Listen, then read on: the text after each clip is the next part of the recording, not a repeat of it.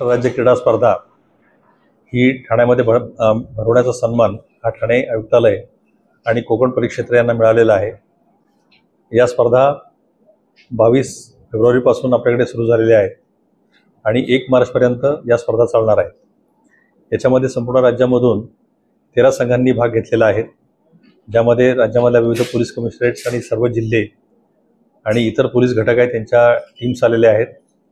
13 टीम्सच्या एकूण 2323 पुरुष आणि 606 महिला अशा एकूण 2929 महिला आणि पुरुष खेळाडू हे ठाण्यामध्ये आलेले आहेत आणि एकूण 18 क्रीडा प्रकारांमध्ये, ज्यामध्ये अगदी boxing, swimming, athletics, hockey, football, कुस्ती, kabaddi, kho kho, जुदो, taekwondo, volleyball, basketball अशा 18 विविध क्रीडा प्रकारांचा समावेश या खेळांमध्ये आहे।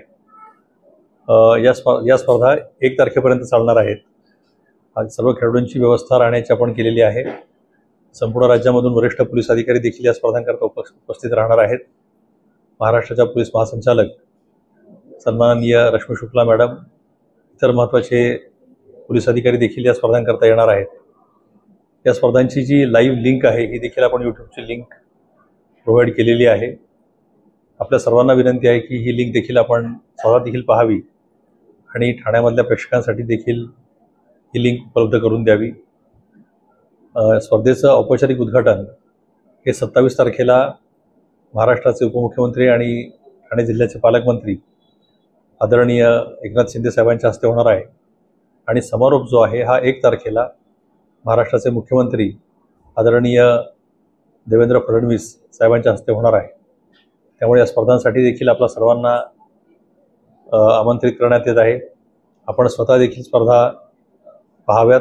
अतिशय चांगल्या क्वालिटीचा पोलिसांचे खेळ आपण पाहू शकता, गेम्स पाहू शकता आणि माझी आपल्या माध्यमातून ठाणेकरांना देखील विनंती आहे की आपण देखील या स्पर्धांना चांगल्या पद्धतीने प्रतिसाद द्यावा। एकूण 5 ठिकाणी आपण या स्पर्धा घेत आहोत, ज्यामध्ये जे ठाणे पोलिसांचं जे क्रीडा संकुल आहे, साकेत क्रीडा संकुल, या ठिकाणी ॲथलेटिक्स आणि फुटबॉल आणि बाकी व्हॉलीबॉल, खो खो यांचे सामने होणार आहेत। कबड्डी, तायक्वांदो आणि बॉक्सिंग याचे सामने साकेत हेलिपॅड, शेजारच्या बाजूला जे हेलिपॅड आहे त्या ठिकाणी होणार आहेत।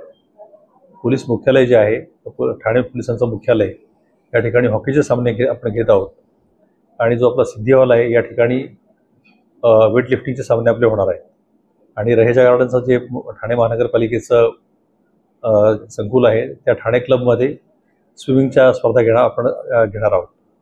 या सर्व कामामध्ये ठाणे महानगरपालिका आणि जिल्हाधिकारी प्रशासन ठाणे यांचं मोठं सहकार्य मिळालेलं आहे आणि तसं म्हटलं तर या 3-4 संस्थांनी मिळून ठाणे जिल्ह्याच्या वतीनं आपण या स्पर्धा ऑर्गनाईज करतो आहोत।